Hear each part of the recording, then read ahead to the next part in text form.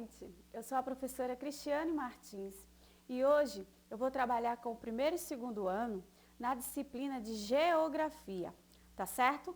Vamos ver o que foi que eu trouxe para vocês hoje? Olha só, a zona urbana e a zona rural. Pois é, esses são espaços, se vocês observarem aqui, vocês vão poder perceber tanto a zona urbana como a zona rural. Esses são espaços geográficos com características bem diferentes. É bem assim visível, a gente percebe facilmente, tá? Eles estão sempre um do lado do outro, porque todo município tem a parte urbana, que é a cidade, e a parte rural, que é o campo, tá certo?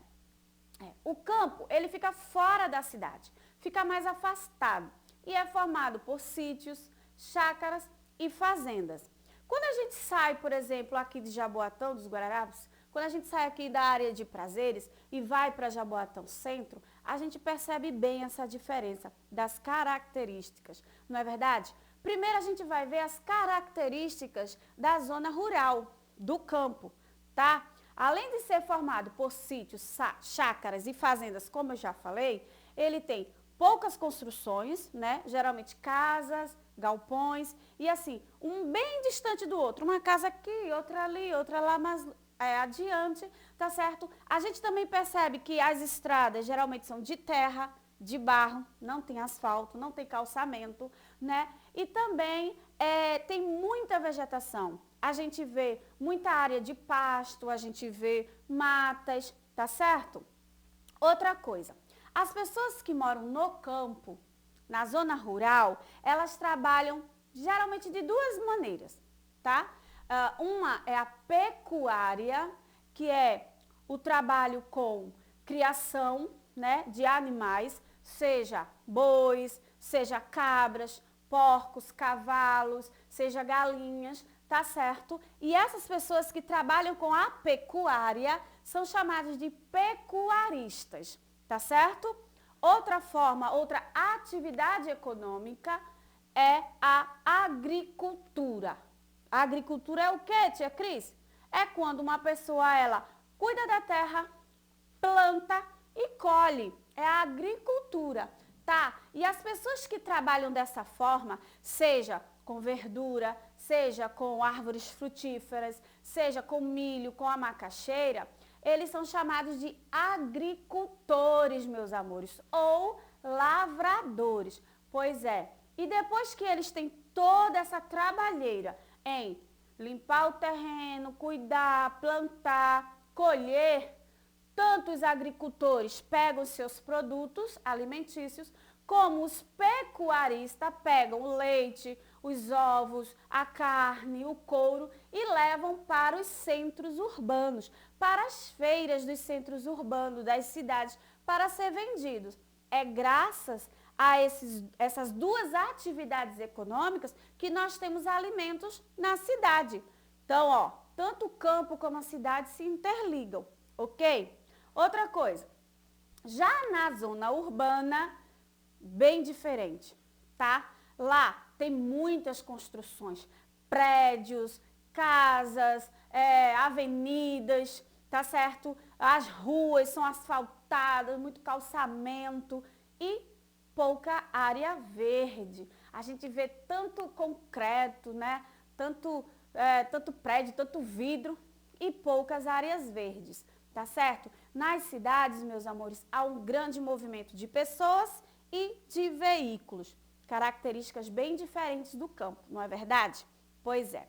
Na cidade, gente, as pessoas, elas têm mais acessos a serviços, tá? A empregos, tá certo? Em que? A gente tem aqui calçamento, a gente tem aqui, oferece-nos serviços de transporte público, de telefonia, bancos, lojas. A gente vê também muito nos é oferecidos serviços de saneamento básico, né? Como água tratada, esgoto tratado, coisas que no interior a gente não vê muito, né? Algumas coisas estão chegando agora, como por exemplo a internet.